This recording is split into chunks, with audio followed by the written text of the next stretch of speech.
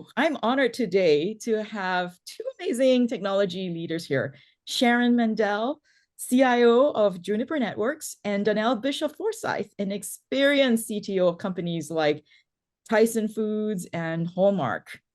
Danyel, welcome. Sharon, so honored. Amazing to have you both here. We know that Danyel has been studying how we can increase the representation of women in technology, executive leadership roles. And Sharon was also part of that research, yes? And we thought that it would be a great opportunity to have a conversation here together about some of these rich insights with y'all here at NUGGET this year. So let's get started. Danyel, could you tell us a little bit more about your research, what it is about, and who did you reach out to? I'd love to. Thanks, Jas. Thanks for having us here. So the way that the research started was really to try to get an idea of some of the barriers that prevented women from continuing to advance in the technology field, as well as things that both they could do and organizations could put in place to help them excel. And to be able to do that, I have my experience in the field, but what I really wanted to do was to talk to a number of women technology executives that are in the Fortune 1000. And I was very fortunate enough to be able to interview 9 of those women, Sharon being one of them, to learn from their great experiences. Just the rich stories that I heard were fantastic. So from those interviews, was able to actually pull together a number of findings that were pretty consistent across that group that hopefully could benefit those that are in the field. So the statistics show that only 22% of all technology roles are currently filled by women. And when you look at the leadership ranks, it's even less. 18% of the top technology spot is held by a woman. Wow, that makes today's conversation so much more important. Sharon, having gone through that, what's your perception of Danyel's research? Yeah, well, I think that, she was working hard to try to ask consistent questions of all of her interviewees, and that she was really trying to hear our stories as we understand them to have happened to us, and try to pull common threads from them about the challenges we experienced along the way, and maybe understanding what helped us get through those challenges in order to achieve the positions we have at this point. So I don't know the other 9 women that she interviewed, but she was very clear, because it was scholarly research, that she had to be consistent, and that she was asking all the same things of each of us, even though our responses might have come out, in very different ways. Yes, absolutely. The stories were unique, but the themes were pretty consistent, is what I would say, which make the findings really, really exciting to share, because you have to imagine that a lot of the women in tech would experience similar things. And hopefully with the findings that I heard from these amazing technologists can help others as they navigate their careers. Right, fantastic. So let's get to it. What were some of the findings from your research? Absolutely. So many to pick from, but one that I would love to get started with, which was one that was pretty consistent across all of those that I interviewed, which was really this whole idea of building a support system. And so making sure that we, each individual establishes a very, very strong support system to provide the structure that's needed to be able to pursue this type of position within technology.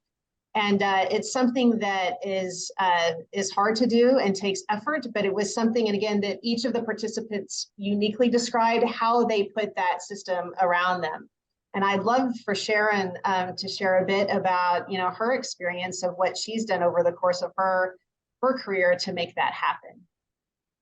Yeah, so, for me, I think I'm a very independent person, and very, I was raised, my father was an immigrant to the United States. I was raised to be very self-reliant and able to do things on my own. But you don't you don't become an executive on your own.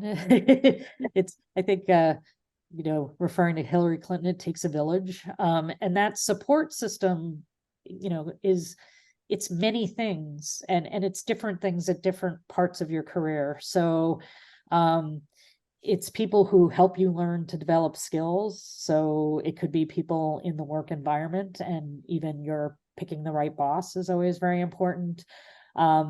It's people who will mentor you and sponsor you along the way. But it's also the mundane, right? It's the, who's going to make sure my kid gets picked up from school today, and who's going to be taking care of her, when I go and travel on a business trip. And for a portion of my career, I was married, and for a period of time that person was also my business partner. So we had a company together, and so we had to navigate those things together. We aren't together anymore, and then I had to figure a lot of that out on my own. And so you don't get it right all the time. There are things, stories I can tell about, mistakes I made or choices I made where I maybe should have been home, and, was there 12 hours later than I should have been, but I got there in time. But, that guilt hangs with you for a long time. But you adjust and you adapt, and those needs change over time. And so you have to you have to recognize that you need the help. And then you have to recognize how, as you're going through different phases of your life and different phases of your career, where you need that help from. And it can be from many, many places. But I also think that there are dads who miss the violin recital because there's a business meeting, and they feel that guilt as well. So we shouldn't feel that guilt is inherent because we're women. I think it's a natural part of parenthood. And I guess, my daughter is 30, going on 31 now. And there are things I see in her that I know she learned from watching me work. She wants nothing to do with tech. She's a creative. She's not in technology, but she's a leader, and she's confident, and she's independent about doing her thing. And I think that's because of some of the opportunities she had to see me work, much in the same way you said, Jasmine, about your sons, right? So, there's good and bad, but I think that's true for all of us, right? Male or female. Great point. So Danyel, moving on from support, which we all established is critical, what are some of the other findings that you came across? Yeah, so Sharon mentioned it. There was one theme that was also consistent across most of the people I talked to, and that was this whole idea of mentorship or sponsorship, or having somebody that not only provided guidance and role modeling and skill development, but also, went to bat for them and really made opportunities for them, and maybe and sometimes pushed them or helped them have the courage to do things they might not have otherwise done. And so I think whether or not it's a mentor program that's put in place by a company, it's still something, if there's not one in place, somebody, each of us can still pursue that mentorship and that sponsorship. So that would be one of the key findings, was around a mentor is essential. And I don't think it's necessarily a single mentor, in the same way that what you need for your support system evolves, what you need from kind of mentorship and sponsorship also evolves at different times. And so, sometimes your boss can be that coach, but then maybe in a certain place that doesn't work anymore, and you need to look to other people, and they might not even be in your field. So for me, I worked in the media industry for a while, for a decade, and I was looking to the women who were becoming female publishers, and they were either coming out of content creation roles or ad sales roles. They weren't necessarily coming from there, but they were the ones that you could look up to and see, how did they run a meeting? How did they conduct themselves when they were unhappy with either an employee or a colleague that they were relying on to get something done? And so I'd say look broadly at where your mentors can come from, and don't be, and mentorship doesn't have to be this super structured forever program. It's not like getting married. You know, you can say, hey, I'm really interested in learning this. I've seen you do this really, really well. Would you be willing to help me? Would you watch me in certain situations and coach me? And I think you'll find more people want to help and give back than don't. And so I think, again, getting over our fear of asking for help is a big thing to do, and to not feel like you're asking for some huge commitment just because you're looking for somebody to coach and help you with something you need to grow in. That's actually really insightful. And I agree with that wholeheartedly, Sharon, in terms of broadening the aperture on mentors, right? It's not just females as well, I would like to add. And many mentors in my life have also been male. I think that I've seen females in terms of just the sense of possibility, right? Seeing someone like me in a leadership role is so inspirational, but also building certain kind of characteristics, seeing how people operate in sort of the male dominated, male centered world, having male mentors actually helped me decrypt, right? The mystery around the male mind, mystery around the corporate world, right? That I was also trying to penetrate at that time. Well, I always say I wouldn't be here in my role if I needed a lot of women mentors, because there were fewer of them around at the time True. in technology. So I'm here by the grace of some great men who some days recognized my talent in ways I didn't even know myself and said, no, you can go do this. And they had such confidence in me. I felt like I had to do it. I felt like this person's out saying how great I am. I better show up and be great. You know? Right. And you need that sometimes. Danyel, any other findings or perspectives that you got from the study?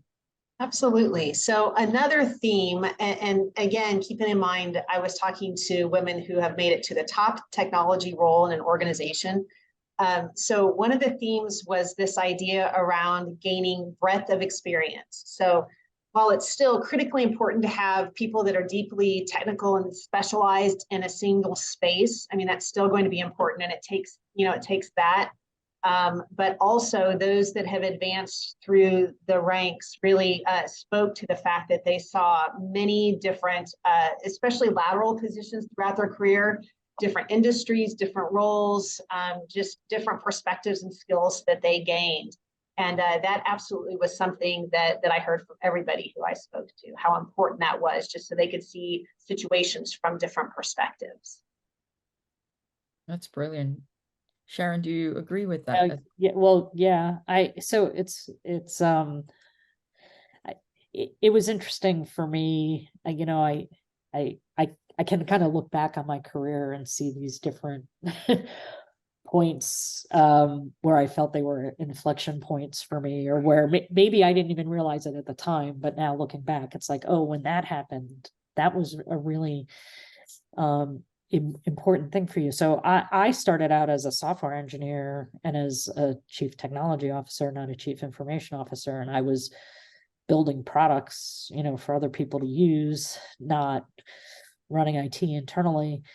And the fact that somebody just had me switch roles, and I wasn't even smart enough to ask the question whether or not I was experienced enough. I was just like, okay, this is what you need me to do. I'll go try to do it. And when I tried it on, the coat initially felt like it didn't fit. Like, even though the job relied on these same base skills, my objectives in this role were different. And so being able to be in positions where you're uncomfortable and you can recognize that this is different then helps you.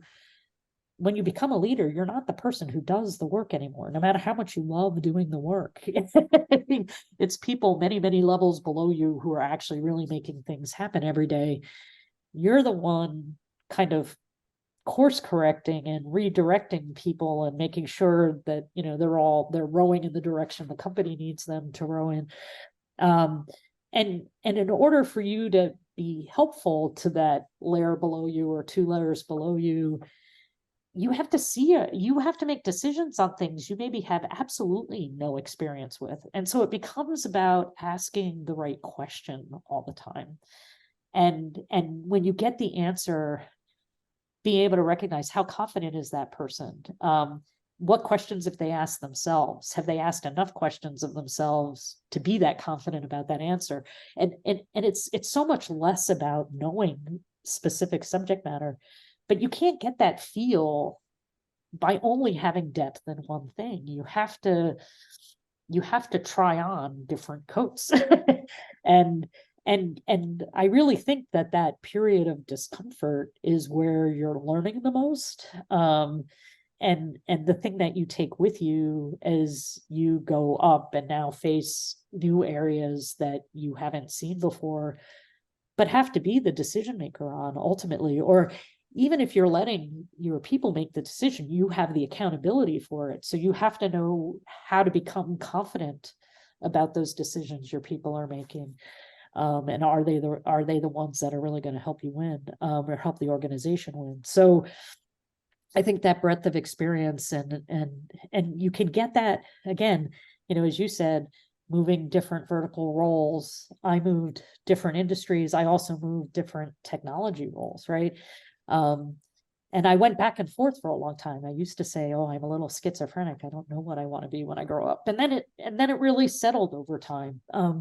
But not being uncomfortable when somebody says, because this happened to me a lot when I would be talking to recruiters. Well, if they were looking for a head of engineering or a CTO, they were like, "Well, you're not a CTO because you've been a CIO in the last 3 roles." Well, no, that's not true. Like, you can't let people define you. You have to take all those experiences and define yourself and find out and then use where you're not sure to take on the next experience that tells you, yes, you're more that or you're not, right? But it's all of that helps bring you to that place where you can sit across a broad set of decisions and help people make them well. And I would say very, very similar to that. I'll go ahead and bring up another finding that's very much related to that.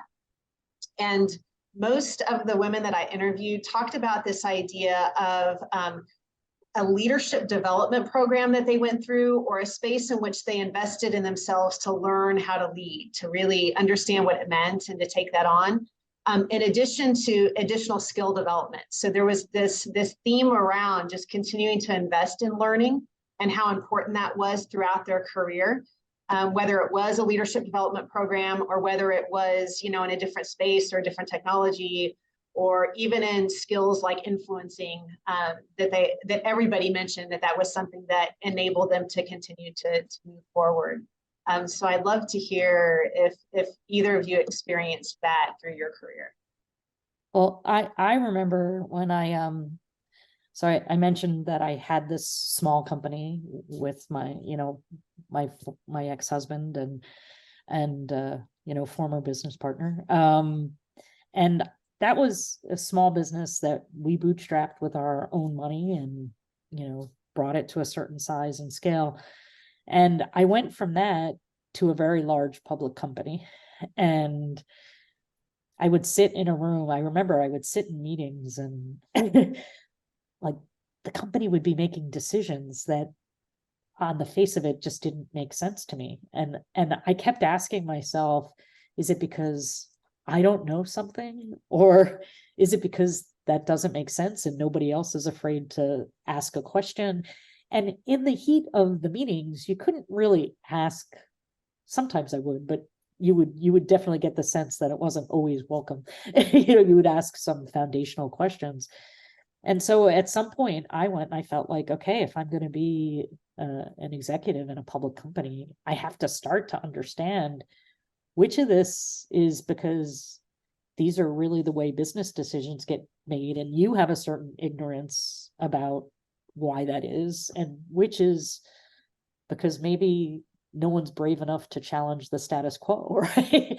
And I chose to go get an MBA to do that. That's kind of extreme, and not everybody needs to do that. But but I felt I needed to, and I made the time on my weekends and evenings to go do that. But I was also, again, I had the right support system. I was in the right company, and they helped support that and make that happen. But it was a lot of work at and maybe not as quite as much work as you're doing right now to get your PhD, Daniel. But it was a significant time investment on top of family and work to go do it. But I also feel like it continues to pay off every day, because I not only learned things that helped me answer the questions I went there with, I learned a whole breadth of other things as well, and it's the gift that keeps on giving. So I certainly agree with that, Sharon. I think that drive for learning and is critical. And oftentimes we talk about being in a coat and then wearing it and fitting it. But I think also as leaders, it's about finding the next item to wear too. We're constantly challenging ourselves, for that. And I think many of us are naturally curious about, what's happening in our world, but other people's worlds, so I got into this role as a CEO because I got beyond the sort of technology scope and started to look at business and trying to understand like what others do similar to you. I started as a manufacturer, right? Like someone who makes products, and then figured out that maybe I could help others, figure that out as a management consultant. And then having looked at all the different boardrooms saying, maybe I can take on this CEO role too and help others transform. But it was that natural curiosity about what others are doing around me. So it's not just how my coat looks, but how other people's jacket looks like. Can I try that? Can I, does it fit? And then, and I find that over time, that sort of ability and flexibility of mind to be agile is super powerful, because I think the skill sets that we take with us as well, right? As leaders, as we go higher, it's about collaboration. It's about mining the power of the group. And those are not necessarily tied to any particular content or context, but the ability to really bring together the power of the whole. So that's been something I've learned so far. And then the hunger, right? of knowing that what I know today here isn't that perfect model. I might not be the perfect me, but our company is not the perfect company too. There's a lot that we can learn from each other to evolve. And those different forms could really take us to new levels. So I totally agree with that whole idea of executive learning and leadership, as we're all doing here. I think we all share the commonality of studying and learning constantly, and also teaching, Sharon. That's fantastic, because I think that we learn a lot when we teach as well. You do. And when you talk about the growth mindset, it takes you straight back to being a beginner. So it's somewhere where I'm allowed to be a beginner again and learn a lot fast. But and also I think in a previous conversation we talked about working with, or maybe even in this one, different generations, and the perspective. They started with technology in a different place than I did, certainly. And it's funny, my daughter sometimes makes fun of me and says, "You're a technologist, I don't get it." And it's, of course, you're bringing all your baggage with you of where it started and where you need to start things. So I learned so much from working with younger people, and I love to have them challenge me about, no, it shouldn't have to be that way. and having those debates about and waiting to see who's right, because maybe they're right and I'm wrong. So it's a lot of fun. Without a doubt, and that actually tees up one of the additional findings, which is in this space of collaboration. But it really is what I heard from so many was investing in networking. So creating that space to collaborate, either with other technologists, other executives, maybe even industry leaders, was critical to. And it's that's close to a support system, but in a different way. It's for for work. But having that network and relying on that network was something that was absolutely an enabler to advancing in the field. I think that's definitely true. And actually, the three of us are here all because of various talking to each other because of various networking experiences. Jasmine, you here participating in an IT group as a CEO, which is fairly unusual, right? And even though I'm not a CTO anymore, I still hang out with CTOs because I don't want to lose that connection. And then you introduced me to Danyel, but then Danyel and I met at another conference, face to face. So but those things do create, like you said, it's a support network. It's people I can go ask questions of, right? When everyone is headed in one direction and your gut's telling you, wow, this just doesn't feel right, right? Having that, what was it? There was that game show where you could call a friend, right? But being able to phone a friend and say, hey, this isn't necessarily my area of expertise, but what I'm hearing just doesn't feel right. And it's so out of whack. Am I wrong, or should I be asking more questions? Is this the time to double down on the questions and the challenges? Those things are so important at critical moments, because sometimes you need to be the one who steps up and counters, the movement going all in one place. And then also, look, there are times we all need a change or need a new role, and you want people who have their ear to the ground and can tell you what's going on beyond maybe the walls that you see. So, I didn't necessarily think of the network as that support system too, but it is a great example that way, Danielle. Yeah, so actually, probably one last thing. The last question I asked in the interview process with each of the women that I spoke to was if they could wave a magic wand and change one thing for all of the women coming in, into the technology field, what would that be? And I would tell you pretty consistently across, it was in the theme of courage. They wanted women just to have more courage as they, navigated this field. And so I'd love to know if that resonates with either one of you, or if you feel the same way, or if there's something different you would wish for that next generation. I think I gave you that answer, and I think I was one of the people who gave you that answer. It maybe wasn't that you have more courage, but you just act with more confidence that you belong there, right? It's technology is an amazing field. It has so many rewards that it can bring. Some of them are financial, some of them are the sense of accomplishment, because you can build things, you can change the way people experience their work or their life. There's just so much positive there, but I think it's easy to get ground down by small things that happen, or things don't work right the first time and you have to go at them over and over and over again before you accomplish it, which for me is some of the fun. It's like when I solve a hard problem, it's really exciting for me. But I just wish that I had started asking the hard questions sooner and not been afraid to look like the person who wasn't the smart one in the room. And it's usually the people who have questions. There's rarely a stupid question. And it's usually the people who have the courage to ask them who look really good in the room. And so it's